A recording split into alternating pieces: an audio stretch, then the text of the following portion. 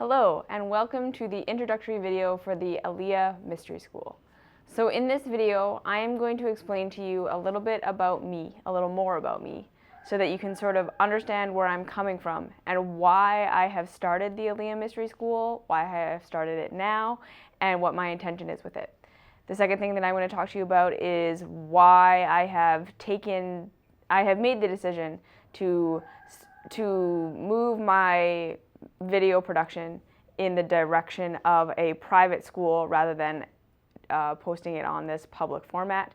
And I will tell you who this mystery school is for and what we're going to be talking about in the mystery school. All right, so I will definitely be able to get this done in 20 minutes, and I hope that you enjoy the story and the reason why I'm doing this. All right, so the first thing that I want to share with you in this video is that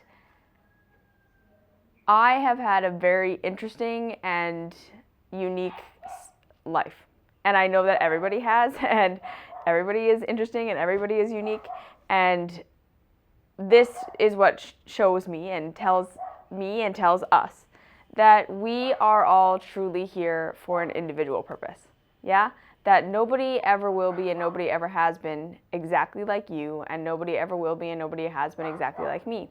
And what this means is that we all each have an individual path that has an individual purpose, and this teaching that I'm doing and that I'm going to be doing in the mystery school is just a part of my path. This is who I am. This is what I came to do. These are the gifts that I have to share with the world.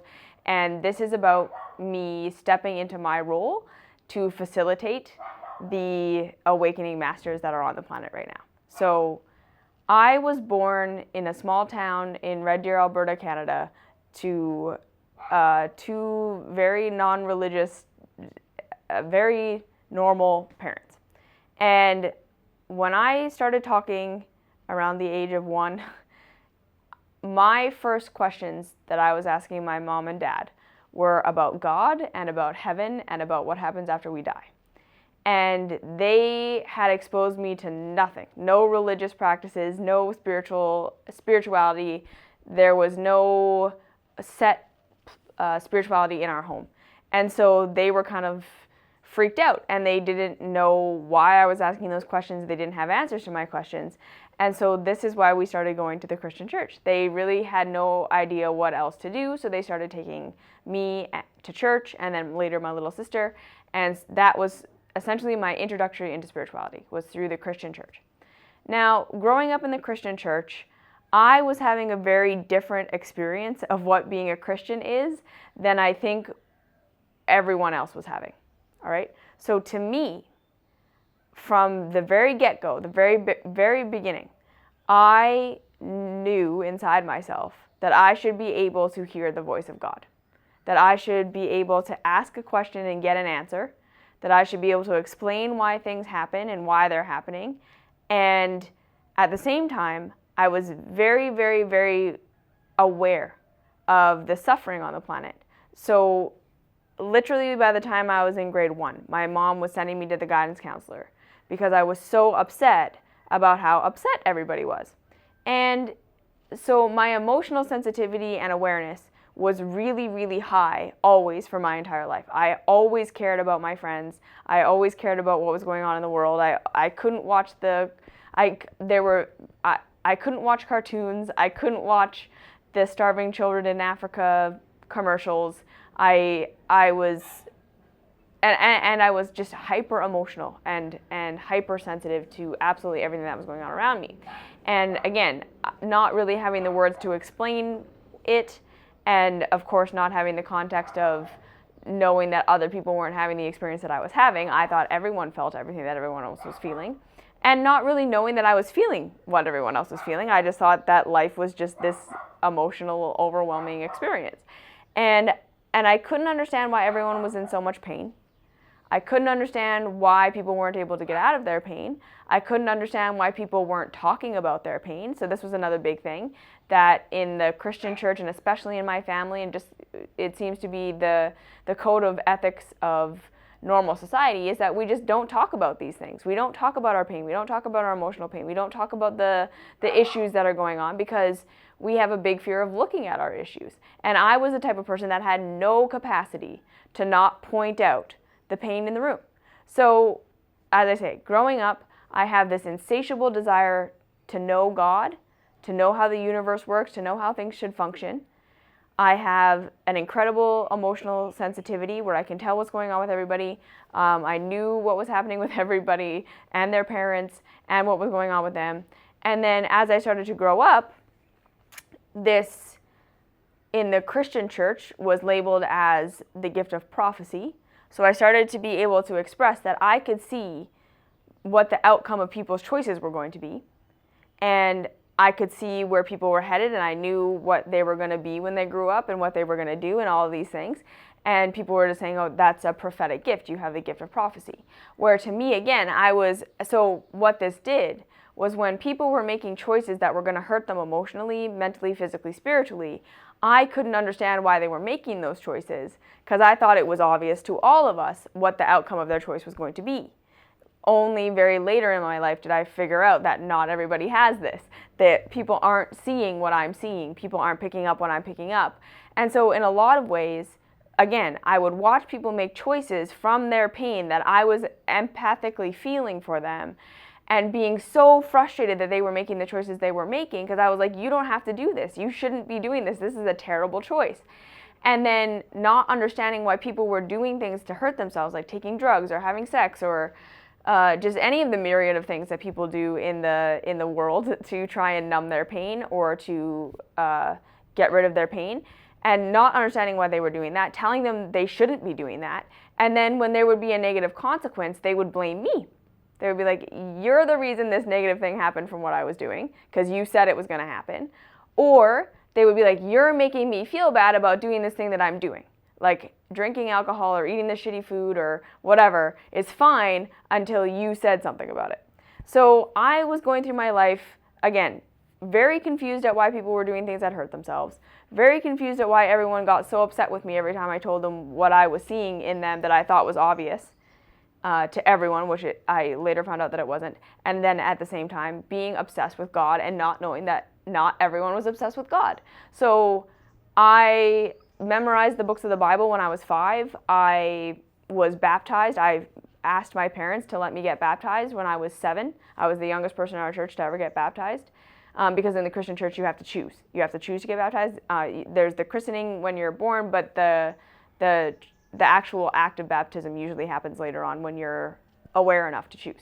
So I chose. I told them I needed to get baptized. Please baptize me. And they were like, okay, that's very odd. And then I literally would spend hours of my time in my room alone as a child praying. And I didn't know that was weird. Like genuinely sitting in my room for hours by myself trying to hear the voice of God and being very frustrated when I couldn't. And this is actually what inspired my writing career. I started writing because I got the sense that if maybe I wrote down what I wanted to hear from God and then could write the answer down back, that would be an easier way to hear the voice of God. And it actually kind of worked. I started to do this journaling when I was 12, I think. Okay, from there, I went on my first juice fast when I was 12. Because again, I heard in the church that when you fast, you can hear God better. So I thought if I just did this fast, then I'd be able to hear God better. And again, this was all in the context of people are suffering, everyone is hurting, I'm hurting because everyone's hurting, and I should be able to know what to do and I should be able to help people. I would sit and then, moving forward, all of my friends and everybody that I knew and adults, lots and lots of adults, would tell me everything about themselves. And I would already know everything about them. Right? I was the kind of person that you would sit down with me and you would just spill your entire life story and I would know exactly what was going on with you and exactly what to say.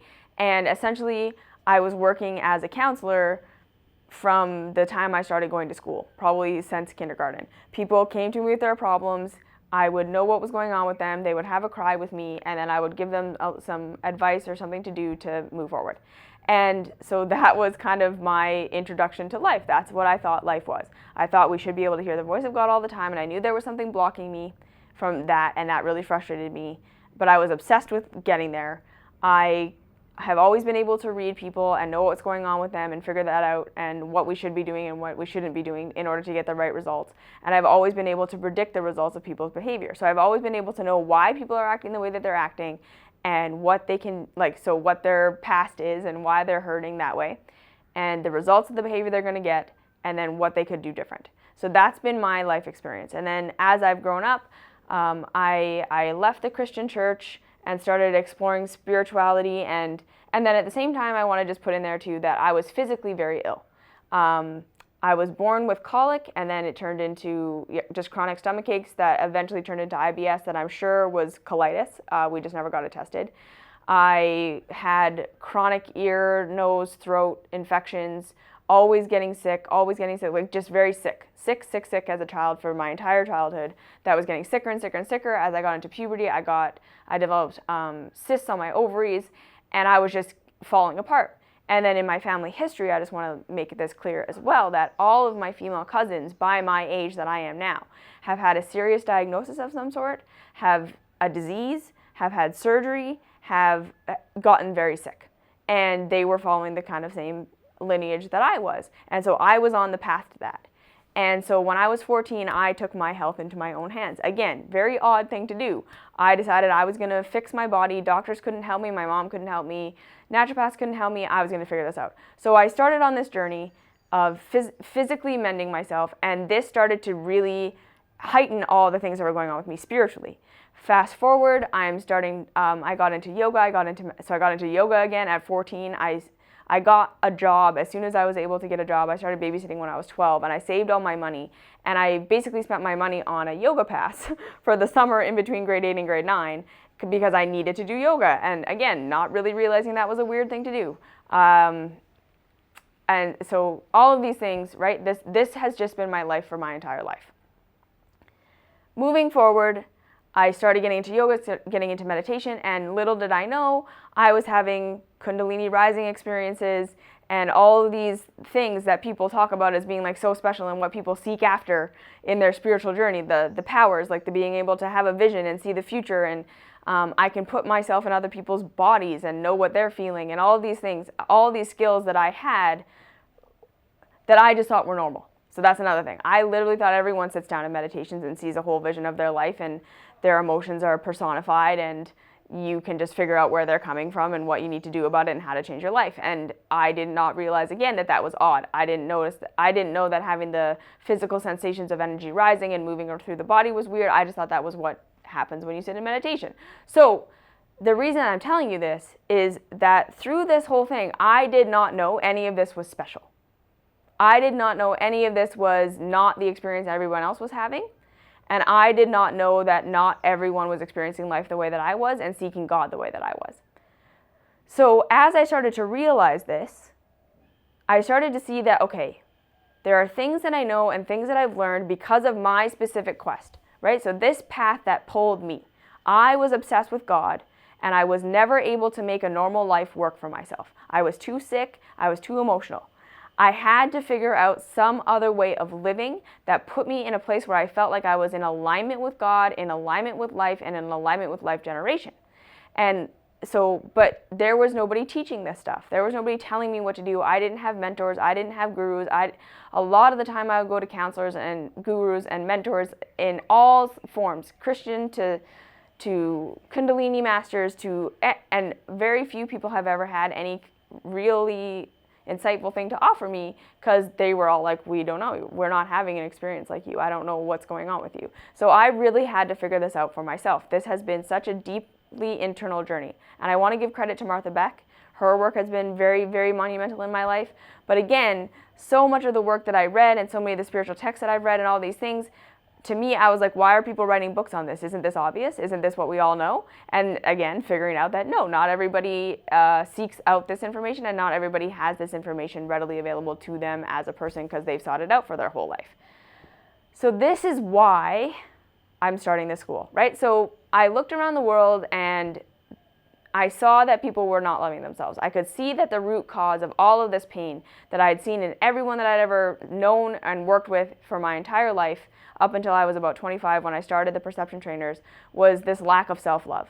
And so that's why I birthed this channel. I wanted to make this information as readily available to as many people as possible about how to actually love yourself. I was looking around the spiritual community. I was looking around like every esoteric community, every spiritual community, every healing, every modality that I had found. And I thought all of it was lacking. No one was teaching the stuff that I thought was actually important and that could actually change people's lives and that had changed my life.